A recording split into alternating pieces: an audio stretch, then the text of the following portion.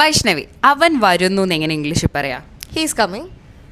വന്നുകൊണ്ടിരിക്കുകയാണെന്ന് പറയണമെങ്കിൽ അത് വരുന്നു, ഇതെങ്ങനെ പറയാം? He comes. He comes. Okay.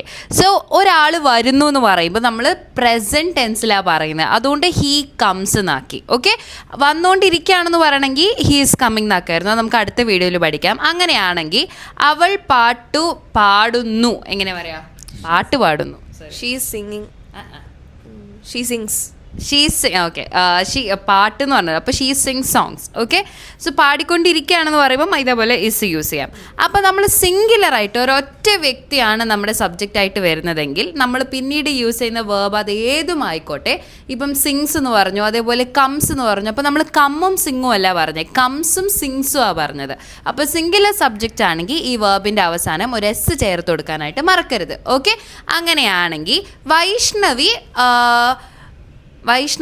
ഓടുന്നു. Vaishnavi is running. Vaishnavi runs. ഇത് completely okay. So Vaishnavi runs ആണ്. അപ്പം ഒറ്റ ആളെ പറ്റി പറയുമ്പോൾ വൈഷ്ണവി റൺ അല്ല, വൈഷ്ണവി റൺസ് ആണ്. ഓക്കെ. അങ്ങനെയാണെങ്കിൽ അവൻ ഡാൻസ് ചെയ്യുന്നു എന്ന് എങ്ങനെയാണ് ഈ ഒരു സംഭവം വെച്ച്, ഈ ഒരു റൂൾ വെച്ച് പറയാനുള്ളത്? Comment down below.